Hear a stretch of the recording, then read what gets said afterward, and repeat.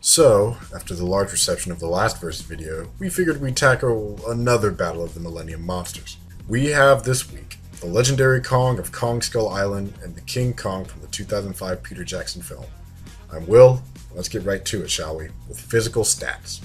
Jackson's Kong stands at 7.62 meters and weighs about 5 tons. The legendary Kong is over 4 times as big at 31.6 meters and weighs 158 tons.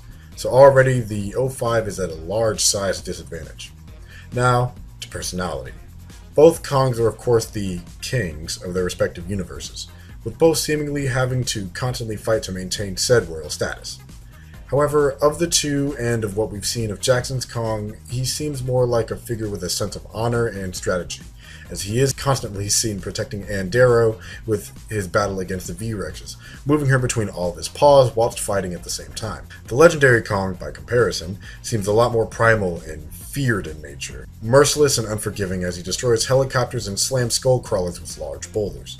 That's not to say that Jackson's interpretation is not primal, however the legendary one seems a lot more reactionary to humans than the prior one does. Lastly, we have their abilities and weaknesses. Though limited, still noteworthy.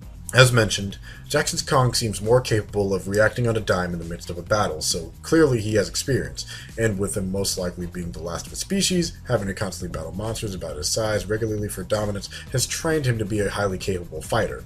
But he was still subdued by chloroform bombs and finally killed by fighter planes from the 30s. From what we have seen of the legendary Kong, he has essentially similar attributes, but due to his massive size, is much more resistant to gunfire and possibly other man-made weapons of the time, and since the movie takes place in the 70s, of course the technology and weaponry has advanced a lot since then. So, with that in mind, for who I think would win, in my opinion, well, despite his ability for strategy and speed more than likely, I would say the legendary Kong takes it, due to his massive size and his durability, proving he is most likely the stronger of the two as well due to the size of his enemies. But we'll learn more about him when the movie comes out, so tell me what you all think in the comments below.